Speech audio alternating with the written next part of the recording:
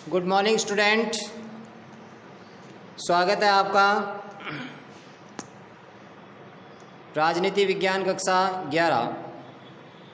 पहला पार्ट अपन चला रखा है अपने, जिसमें कई बिंदु आपके कंप्लीट हो चुके हैं। आज आपके सामने बिंदु लिखा हुआ है संविधान निर्माण में विभिन्न समितियों का योगदान। यानी संविधान बनने की जो प्रक्रिया थी वो मैंने आपको बता दिया था, और भारतीय संविधान के स्रोत कौन से उनके बारे में भी हमने अध्ययन कर लिया था। आज अपन बात करते हैं संविधान निर्माण में विभिन्न समितियों का क्या योगदान था। तो सबसे पहले तो हमें ये पता होना चाहिए कि समितियां कौन सी थी, यानी भारतीय संविधान के निर्माण में कौन कौन सी समितियों ने महत्वपूर्ण भूमिका निभाई थी। तो भारतीय संविधान निर्माण में सबसे पहले संविधान बनाने की प्रक्रिया में समितियों का गठन किया गया, जिसमें मुख्यतः वैसे तो बहुत सारी समितियां थी, लेकिन प्रमुख समितियां थी संघीय समिति, या फिर मैं व्यवस्थित ही लिख देता हूं आपके सामने। रुपये आप इस पॉइंट के अंदर अगर आप ये ऐसा लिखें कि संविधान सभा ने संविधान निर्माण के संविधान सभा ने संविधान निर्माण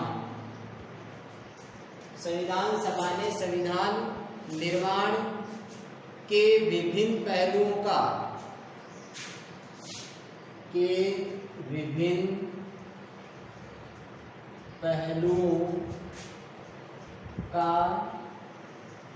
अध्ययन करने के लिए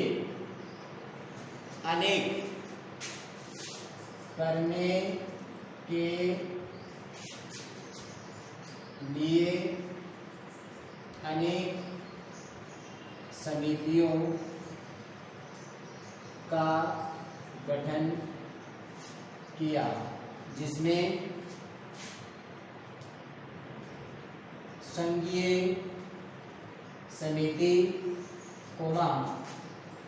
संघीय शक्ति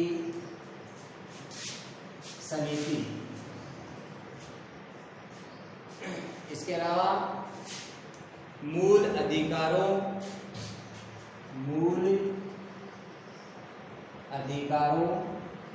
एवं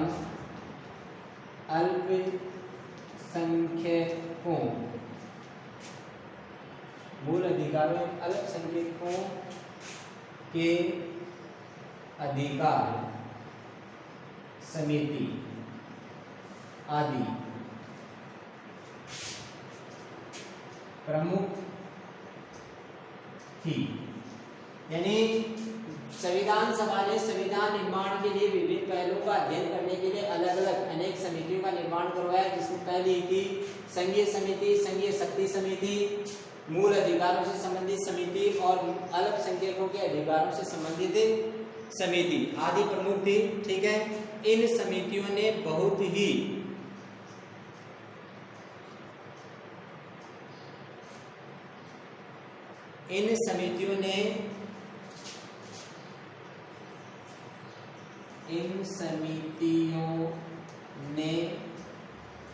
अथक प्रयास करके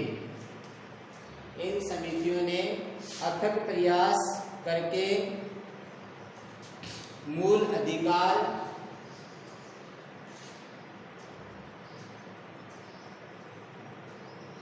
संघीय सरकार, मूल अधिकार संघीय सरकार या संघीय संविधान संघीय शक्ति,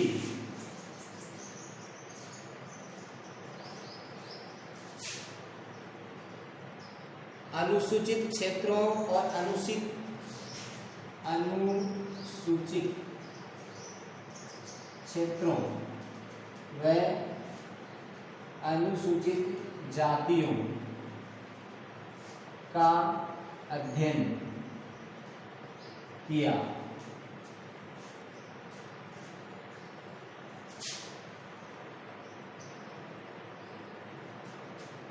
और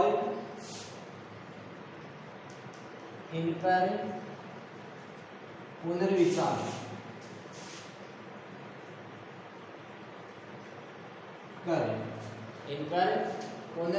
कर प्रारूप समिति ने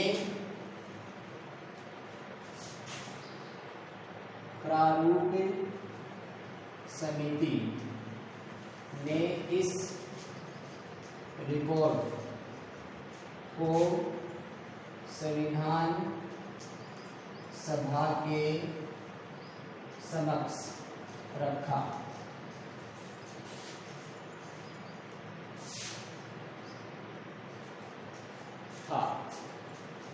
तो ये आपका प्रश्न भी बन सकता है कि संविधान निर्माण में विभिन्न समितियों का योगदान क्या था।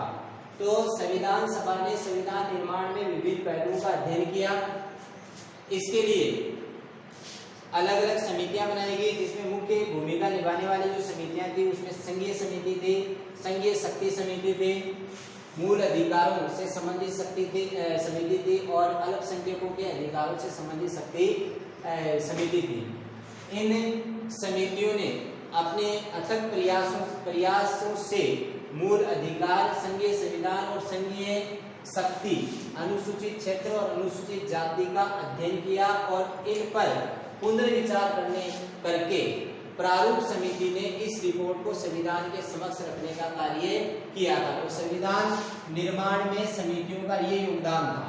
क्या योगदान था कि मूल अधिकार, संघीय संविधान और संघीय शक्ति, अनुसूचित जाति, इनसे संबंधित समितियों ने अध्ययन किया और अध्ययन करके उस पर पुनर्विचार किया और फिर ये रिपोर्ट अपने प्रारूप समिति को सौंपी गई। और प्रारूप समिति ने क्या किया, उस रिपोर्ट को संविधान सभा के समक्ष रखा गया। उसके बाद उसे भारतीय संविधान में शामिल किया गया। अब यहाँ पर एक शब्द आ रहा है आपके कि प्रारूप समिति, ये आ रहा है प्रारूप समिति। प्रारूप समिति क्या थी? प्रारूप समिति के अध्यक्ष थे डॉक्टर भीमराव अंबेडकर, जिनकी देखरेख में भारतीय संविधान बनकर के तैयार हुआ। और इसका मुख्य कार्य था संविधान सभा की परामर्श शाखा के द्वारा जो संविधान तैयार किया जा रहा है उसका गहराई से अध्ययन करे और तैयार प्रारूप को संविधान सभा के समक्ष रखे। ठीक है, यानी इस अध्यक्ष थे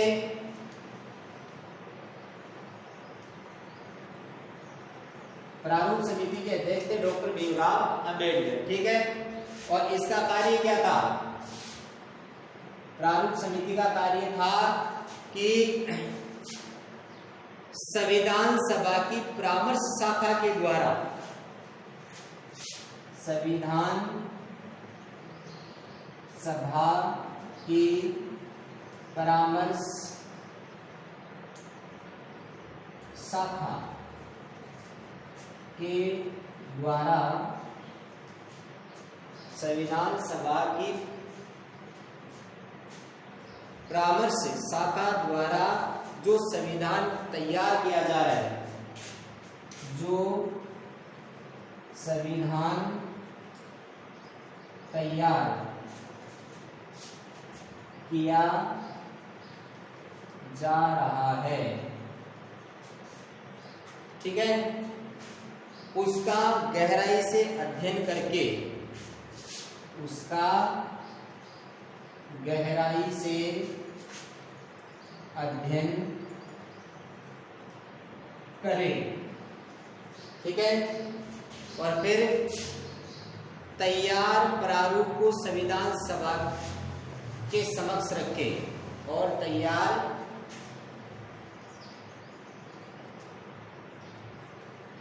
प्रारूप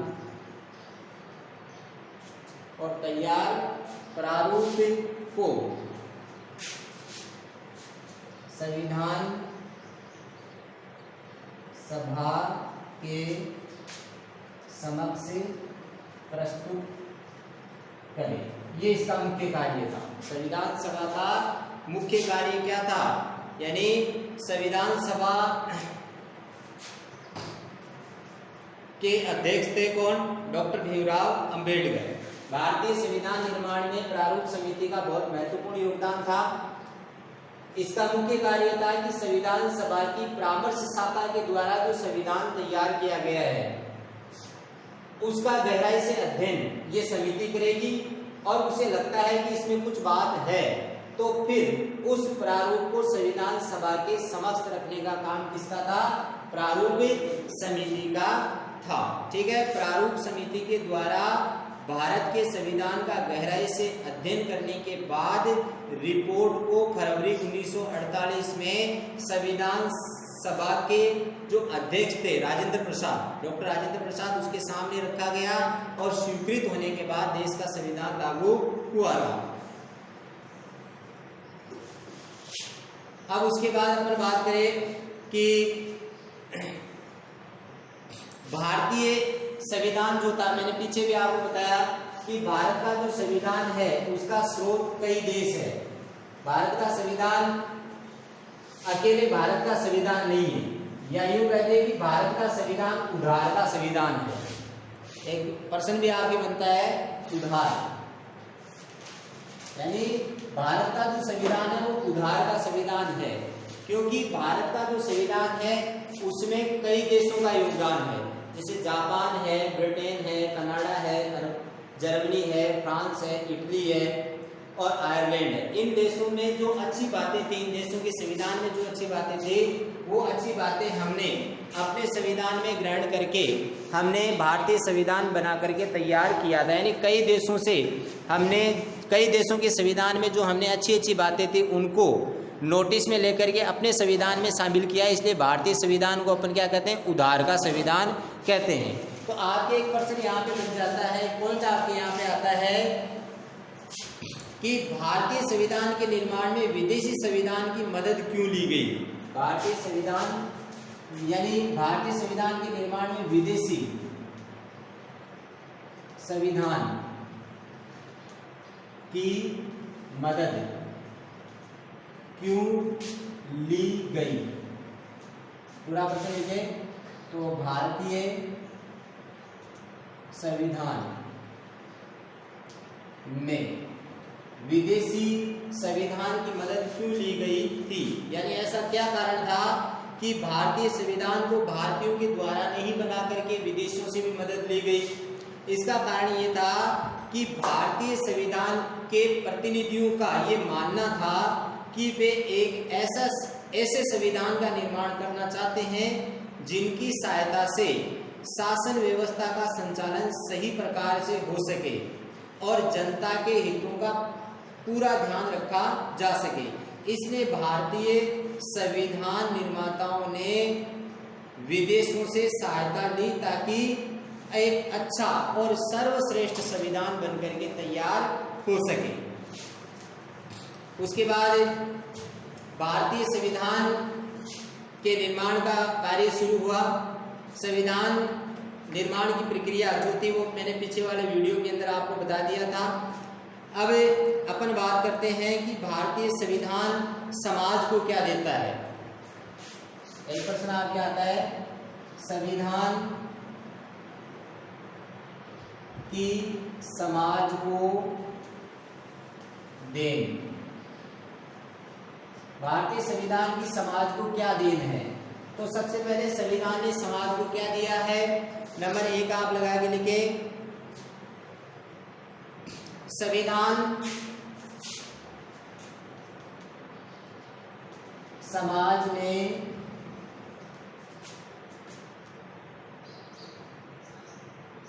तालमेल स्थापित करके, तालमेल यानी इसको अपन समन्वय, तालमेल स्थापित करके यह भरोसा दिलाता है, यह भरोसा दिलाता है कि समाज में बुनियादी यानी मूलभूत बुनियादी नियमों को प्रस्तुत किया जाएगा। बुनियादी नियमों कोमा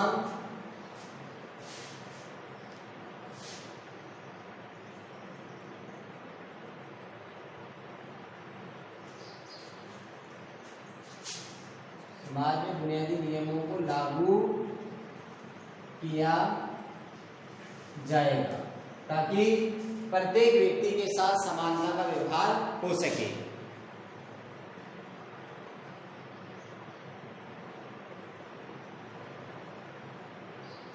दूसरी बात कि संविधान शक्ति के मूल वितरण को स्पष्ट करता है। संविधान समाज में शक्ति के मूल वितरण को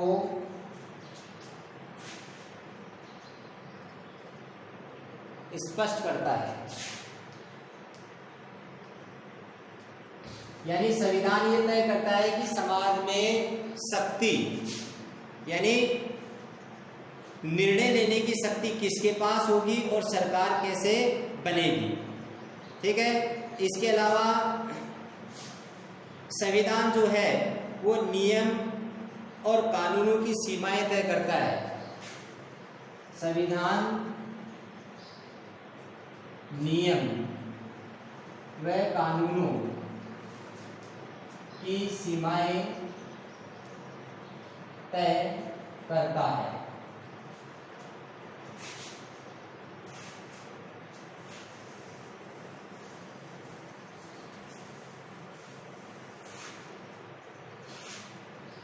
नंबर 4, संविधान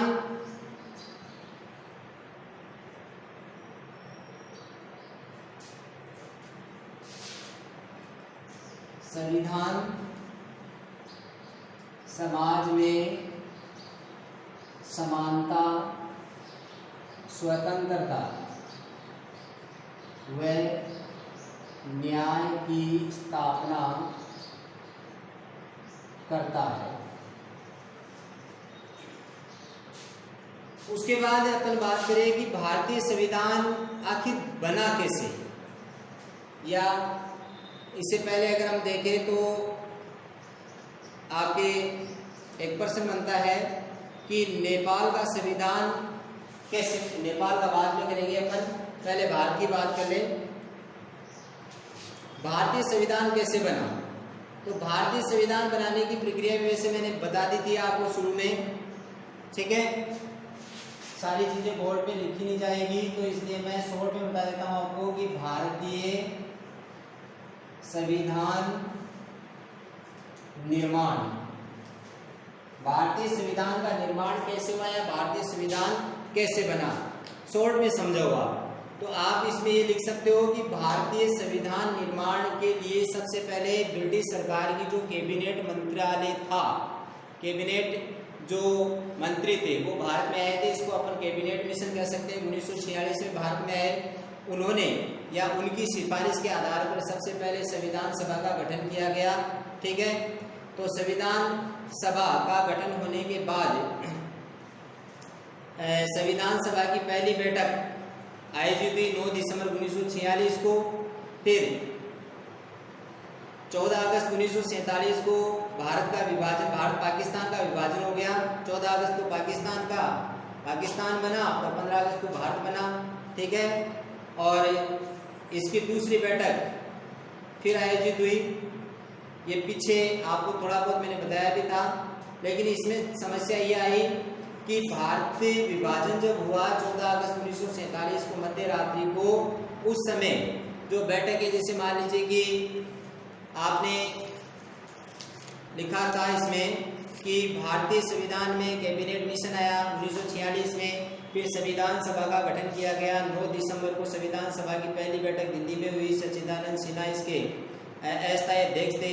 फिर 11 सितंबर को राजेंद्र प्रसाद को संविधान सभा का स्थायी अध्यक्ष चुन लिया गया था। फिर 13 दिसंबर को दूसरी बैठक आयोजित हुई, संविधान सभा की कार्यवाही संचालित हुई।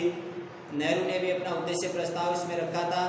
उसके बाद अपने समस्या आई थी 1947 में कि 1947 में क्या हुआ, भारत का विभाजन हो गया। भारत का विभाजन होने के कारण क्या हुआ कि संविधान सभा में दो जो टोटल सदस्य थे 389, उनमें से घट करके 299 रह गए, बाकी सदस्य पाकिस्तान में चले गए थे विभाजन के कारण। ठीक है, तो 26 नवंबर 1949 को फिर संविधान सभा की एक और बैठक हुई जिसके अंदर 284 सदस्य उपस्थित थे और इन 284 सदस्यों ने ही अंतिम रूप से भारतीय संविधान पर हस्ताक्षर करके इसे पारित किया था। और तो इस पाठ के अंदर कुछ है नहीं,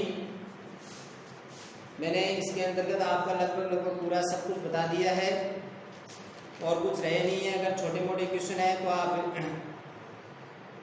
उनको आप कर सकते हो। जैसे किताब के प्रश्न अगर हम देखें तो संविधान का प्राथमिक कार्य क्या है, अगर आप एफएसएल में देखोगे तो जैसे बुनियादी नियमों का समूह उपलब्ध करवाना, समाज में निर्णय लेने की शक्ति उपलब्ध करवाना, कानून पर कुछ सीमाएं लागू करना, उपयुक्त सभी, तो इसमें सभी आएगा।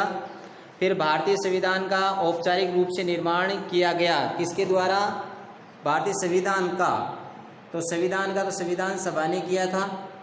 इसमें राष्ट्रपति नहीं होगा, कैबिनेट मिशन नहीं होगा, नेहरू नहीं होगा, संविधान सभा होगा, गए।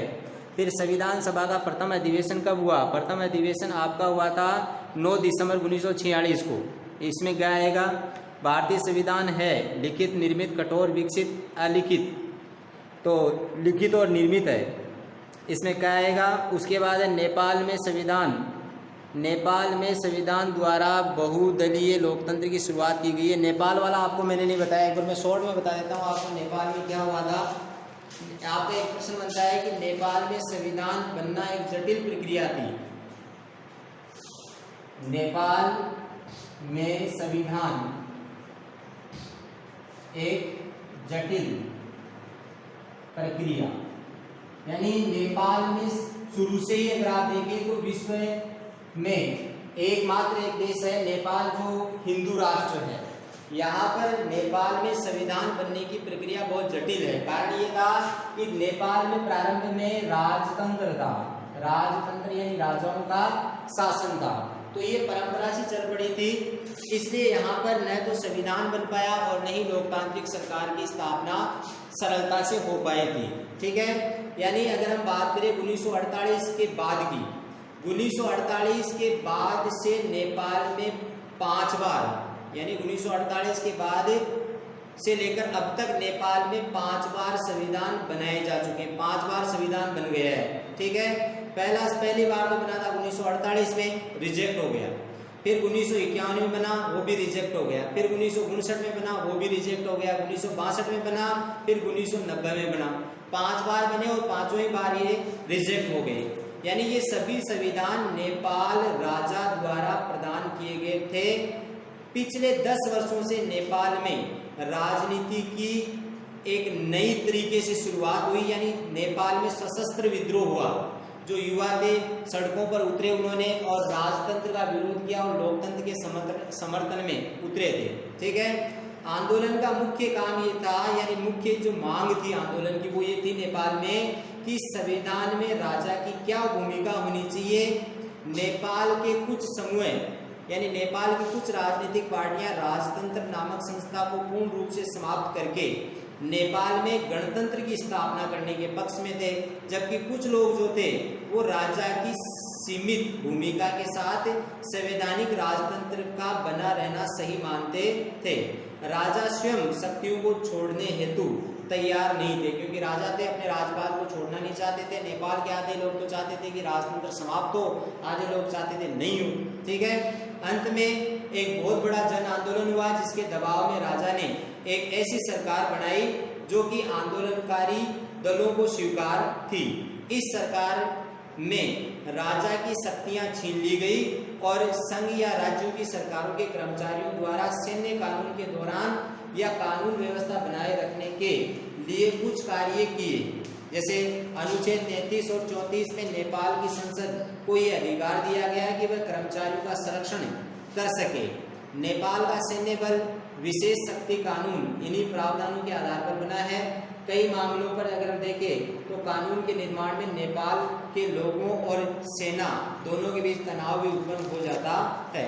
तो ये नेपाल की प्रक्रिया जो थी वो वहाँ की प्राचीन कालीन जो व्यवस्था थी उस व्यवस्था के कारण नेपाल का जो संविधान था वो बन नहीं पाया था, इसलिए एक जटिल प्रक्रिया थी। उसके बाद अपन प्रश्न देखें तो आपका प्रश्न बनता है नेपाल में संविधान द्वारा बहुदलीय लोकतंत्र की शुरुआत कब हुई थी? नेपाल के अंदर वैसे देखिए 90 के बाद हुई, 1990 के बाद। तो संविधान क्या है ये मैंने आपको करवा दिया। संविधान का प्रथम कार्य क्या है? तो प्रथम कार्य तो ये है, बुनियादी नियमों का एक समूह होता है ये, जिसमें लोग आपसी विश्वास बनाए रखें। फिर बाद में संविधान का दूसरा कार्य है, तीसरा कार्य संविधान के कार्यों में आप ये देख सकते हो। ठीक है, तो ये आपका पाठ समाप्त होता है और उसके बाद अपन कल दूसरा पाठ करेंगे।